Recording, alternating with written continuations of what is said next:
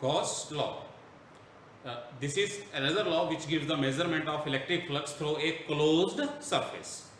Earlier, by definition, we have understood how we measure the electric flux. It is the number of field lines crossing the given surface area in a direction normal to it. Gauss law gives another method to calculate the number of field lines, or I can say the total flux through a closed surface only, right? So how do we define Gauss law? Gauss law simply means, it defines that total flux through a closed surface. Which closed surface? Which is enclosing some charge.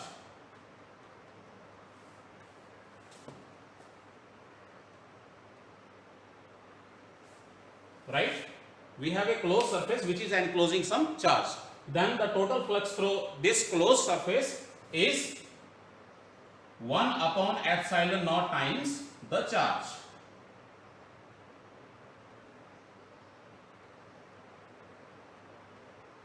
Enclosed. So total flux through a closed surface area can be just known by knowing the charge which is inside the closed surface, and that total flux becomes equal to 1 upon epsilon naught the charge enclosed by that closed surface. Suppose that we have some closed surface S, at the center of whose there is a charge Q, and this whole surface or system is placed in a free space. So therefore the total flux through the surface, it will be equal to 1 upon epsilon naught times the charge which is enclosed. This is what Gauss law says, and it is also quite easy to find the total flux, or we can say total number of field lines or total flux, by using the Gauss law whenever we have a closed surface. By definition, the flux was is equal to, through a closed surface, it was E dot ds, and by Gauss law the total flux is given by this. So means both are talking about the same flux through the electric flux through the closed surface. This is by definition of the electric flux, and this is from the Gauss law. So both of them are same. So it is, we can from these two we can write simply as the electric flux over a closed surface, integral of electric field over a closed surface, electric field due to the charge which is enclosed by this surface. This is equal to simply Q upon epsilon naught. So this is a very important relationship about Gauss law.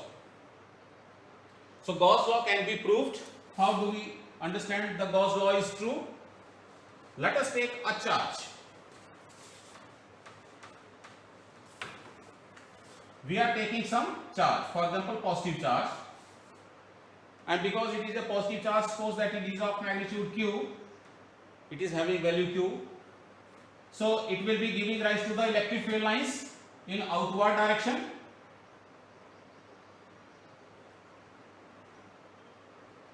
So we have electric field lines due to this positive charge in outward direction, radially outward.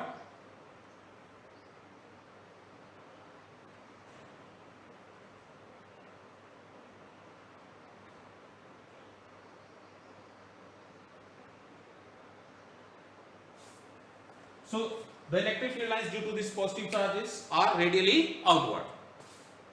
We can also consider the negative charge here. So for simplicity we are taking the positive charge here. Okay. So now we take some closed surface which is enclosing this charge, or we can say I am taking a closed surface which is around this charge. So this is the closed surface. I am taking a spherical surface. It may be an surface of any other shape or any arbitrary random shape, but the point is that surface, closed surface, is enclosing this charge Q, and as I have discussed, I am taking this spherical surface. So that I am taking that this charge Q is lying at the center of this surface, and a closed spherical surface. So that radius of this spherical surface is R, right? So for first hand, I am just trying to prove how Gauss law is true. So in the first hand, I am writing the expression for the electric field due to this positive charge at the surface, at any point over the surface of this spherical surface.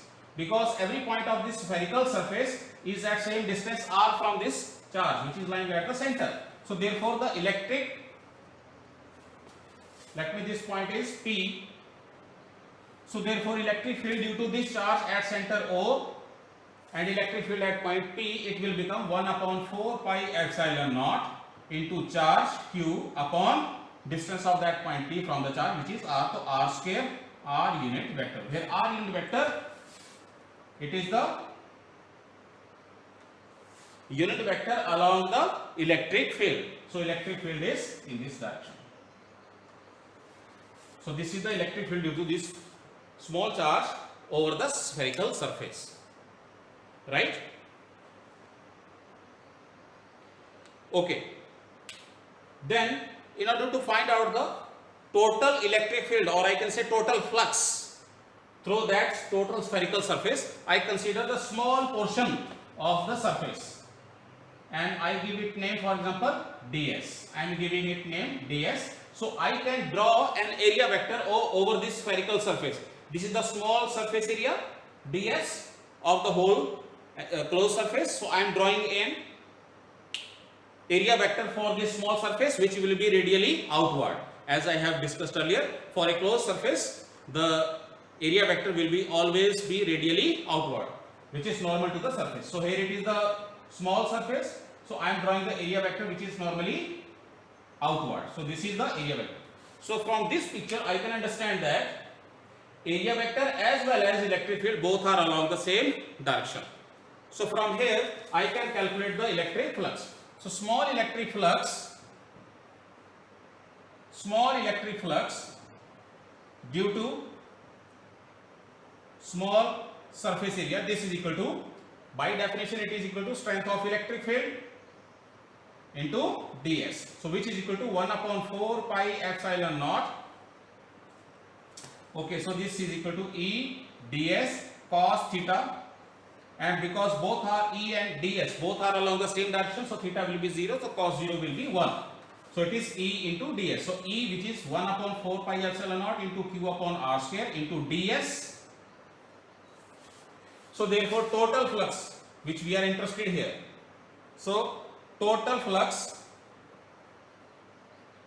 electric flux phi, it is given to be closed integral of this. So it is 1 upon 4 pi epsilon naught into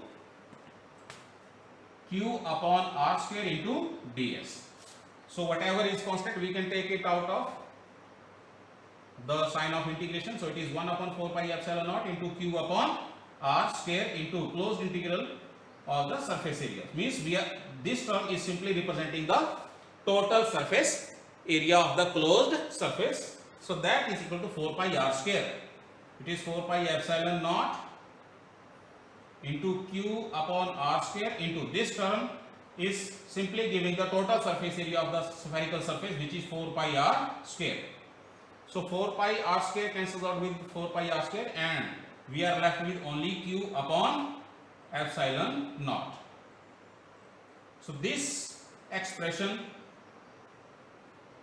we get at the last. So we can say that Gauss law is true. According to Gauss law, same thing is there. Total electric flux will always be come out to be the 1 upon epsilon naught times the charge which is enclosed by that surface.